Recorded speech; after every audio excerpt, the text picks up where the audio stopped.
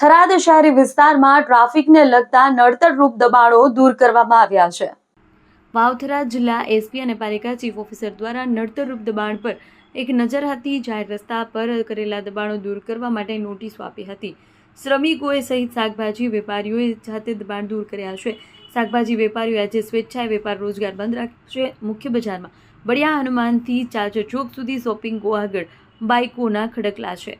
મુખ્ય બજાર તરફ જવાના રસ્તાની બંને બાજુમાં ટુ વ્હીલરોનું પાર્કિંગથી રાહદારીઓ પરેશાન છે।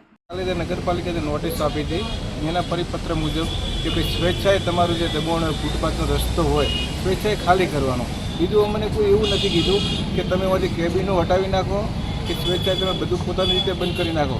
અમે અમારી જાતે પોતાની રીતે સ્વેચ્છાએ નગરપાલિકાના તંત્રને ધ્યાનમાં લઈ અને કાયદાના અનુસંધાનમાં અમે પોતાની રીતે જે કીધું હતું એના પ્રમાણે અમે કાયદાનું પાલન કરીશું।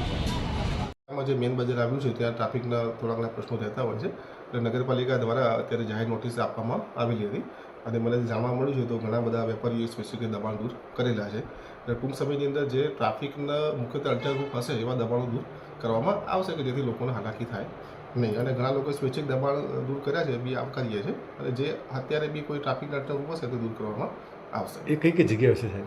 અત્યારે લગભગ 7 માર્કેટ આગળ બી મેં જોયું તો ઘણા લોકોએ દબાણ દૂર કર્યા છે। પછી ફૂટપાથ ઉપરથી બી ઘણા લોકોએ દબાણ પોતાની રીતે સ્પેશિયલ દૂર કર્યા છે। અમે ટૂંક સમયમાં વિઝિટ કરવાના છીએ અત્યારે અને પછી જે અડચણરૂપ હશે તો દૂર કરીશું અથવા ટ્રાફિકનો અડચણરૂપ નહીં હોય તો એમાં કોઈ પ્રશ્ન રહેતો નથી। જાહેર નોટિસ અત્યારે કરવામાં આવેલી છે એટલે જાહેર નોટિસમાં તો જે પણ જે મેઇન બજારમાં જે ટ્રાફિકનો અડચણરૂપ હોય દરેકે દરેક વેપારી એના માટે વિકલ્પ વ્યવસ્થા શું પછી?